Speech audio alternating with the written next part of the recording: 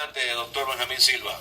Y muchas gracias, Leo. Oye, estoy llamando porque me interesó mucho el tema ese que ustedes estaban tratando sobre el desorden, la planificación de la ciudad que siempre ha estado hasta el presente aquí en San Pedro de Macorís. Y para que Siria Bello goce un poco, porque yo siempre veo que ella, y yo también estoy de acuerdo con ella, la forma en que Trujillo hacía las cosas, había que cumplirlas. Y muchas veces uno quisiera como que aquí este país volviera en ese sentido, en ese aspecto, a estar presente. Yo escuchaba el sábado, en el programa Sábado Agropecuario, al ingeniero Osiris de León, que ha estado ahí en el programa de ustedes, hablando cómo, y mencionaba el puente Granfi, el puente aquí, Mella, ¿verdad?, que se llama, allá de las antiguos cementerios, que se llamó originalmente Puente Granfi. Dice que ese puente se hizo, y es verdad, en mayo del 34 se inauguró ese puente y todavía está ahí. Y como puentes que han hecho en los últimos años, él decía que del 79, del 70 y pico por acá, se han caído como 200 puentes. Benjamín. Sin embargo, el puente Granfi, ese antiguo puente Granfi todavía está parado. Se han caído 130 puentes. Sí. Decía Osiris de León, sí. El ingeniero. Pues mira, entonces yo quiero darte información. Mira, hubo una sesión el día 10 de agosto, oiga bien, el día 10 de agosto de 1948.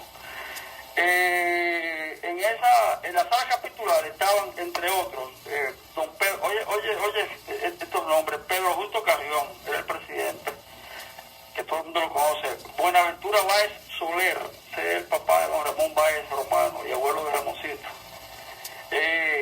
Don Jaime Brugal, el amigote del Chino Santana, un gran hombre, un gran municipio. Luis Felipe Barinas, ese fue el suegro de Khalil Achejo.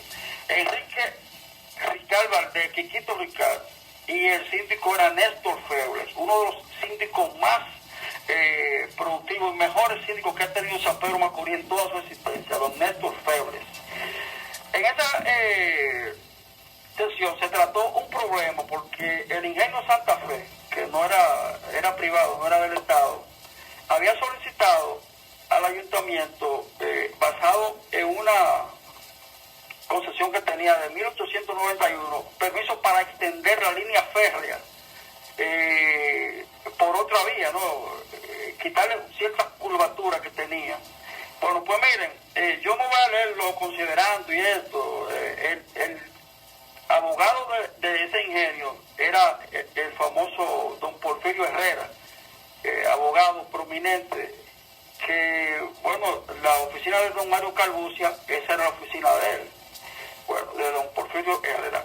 No voy a leer todo lo que dice, atendido, sino voy a leer, oigan bien, la opinión que dio el síndico Néstor Feble, que ese día fue el último día de él como síndico, porque ese mismo día tomó posesión Juan Santoni y Néstor Feble lo nombraron gobernador.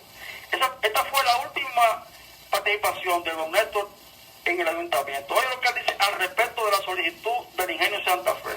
Y pongan atención. Dice, en mi opinión, salvo el mejor parecer de los señores regidores, que el ayuntamiento, haciendo provecho de esta oportunidad y de la buena disposición de la Ingenio Santa Fe, compañía por acción, de cooperar con el municipio en todo cuanto tienda al ornato y embellecimiento de la ciudad, debe solicitar de la referida compañía, dentro de un ambiente de franca armonía y comprensión, entre otras cosas, se le permita la prolongación de la avenida Rolando Martínez en los terrenos propiedad de esta hasta empalmarla en ángulo recto con los 4 caminos y permitiendo a la vez empalmar las demás calles que con dirección hacia el norte parten de la avenida Julia Molina, esa es la actual Independencia,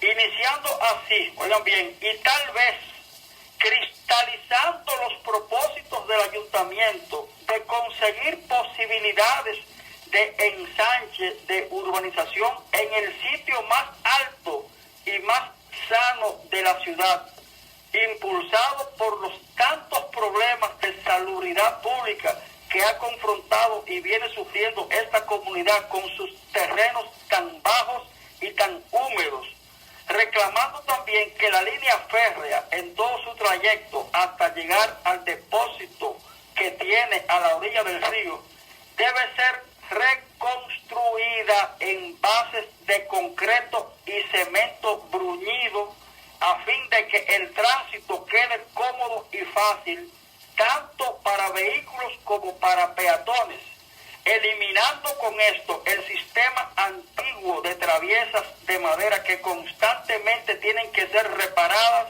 causando serias averías al pavimento de la calle, y que como esta cuestión encierra asuntos de interés público y está en su parte básica ligada con disposiciones del Poder Ejecutivo, es mi opinión también que el ayuntamiento remita el expediente relativo a la solicitud en referencia con todas sus explicaciones, detalles y reclamos a la Honorable Secretaría de Estado de Interior y Policía para los fines que esta elevada jurisdicción estime pertinente. Fíjate, eso, para que la gente que no son de aquí de San Pedro de Macorís o que no conocieron esa parte, eso permite todo desde allá, por allá por donde está el hospital, el centro hospitalario UCE, la presidenta Enrique que va por allá, ¿verdad? Y se empalma con la María Trinidad Sánchez, después con la Rolando Martínez y sigue por allá arriba hasta empalmar. Fíjense que eso, creo que no hay una vía que conecte toda la ciudad más que esa. Sí. Esa era la línea férrea. Pero fíjense